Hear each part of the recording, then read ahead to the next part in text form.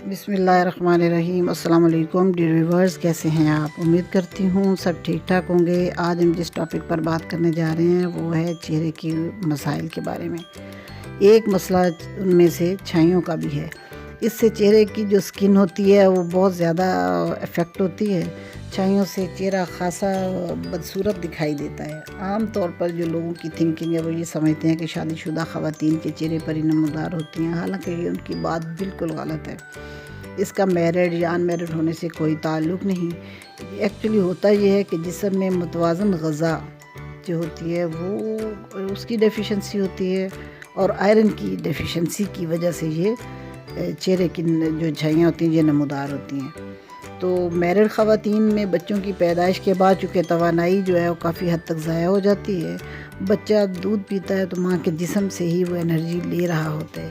इस वजह से जिस्म में ब्लड और न्यूट्रिशन की कमी हो जाती है, जिसकी वजह से चेहरे पर छाइयाँ जो हैं वो नमूदार होने लगती हैं। तो इसके लिए कुछ एहतियाती तदाबीर ये हैं कि सबसे पहले नंबर पे जो है वो आपकी डाइट जो है वो बड़ी मतवाज़न होनी चाहिए। बैलेंस डाइट खाइए, उसमें फ्रूट्स वगैरह का इस्तेमाल कीजिए, ज़्यादा से ज़्यादा कोशिश कीजिए।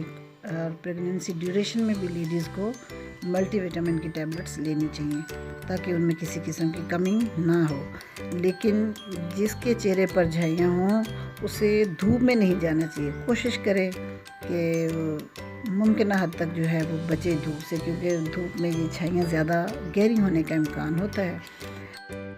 इसलिए डाइट में आप जो इस्तेमाल करें उसमें आयरन भरपूर तरीके से होना चाहिए, जैसे मसलन पालक है, आलू हैं, सेब है, केला है वगैरह इस तरह से। इसके अलावा टमाटर और खीरे का इस्तेमाल भी बहुत ज़्यादा मुफीद है। इसके अलावा दूध का जो इंटेक है वो बहुत ज़्यादा होना चाहिए, लेकिन खालिस दूध का, केमिकल वाला दूध नहीं अच्छा होगा, वो ख़राब करने का सबब बन सकता है। अभी हम चलते हैं रेमेडी की तरफ। तो उसके लिए आप अपनी कॉपी पर लिख सकते हैं कि दाल चना की जो है धुली हुई दाल हो वो 20 ग्राम ले लें, दूध थोड़ा सा हस्बे ज़रूरत हो, हल्दी आधा टीस्पून हो, अरक के लीमू जो है यानी लीमू का जो रस है वो 3-4 कतरे उसमें डाल लीजिए। तो इस वजह सबको करना कुछ यूँ है कि सबसे पहले चने की दाल को दूध में भिगो दें, अच्छी तरह भीग जाने पर पीस लें और दीगर अशिया इसमें मिलाकर पेस्ट बना लें। चेहरे के ऊपर इसको लेप की तरह एक फैला लीजिए।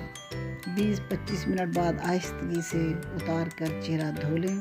छाइयों और महासों के लिए ये बहुत मुफीद है। एक और छोटी सी रेमेडी ये है कि दूध और अंगूर का जूस जो है, दोनों अशिया को बाहम मिलाकर रुई की मदद से छाइयों पर रात के वक्त लगाइए।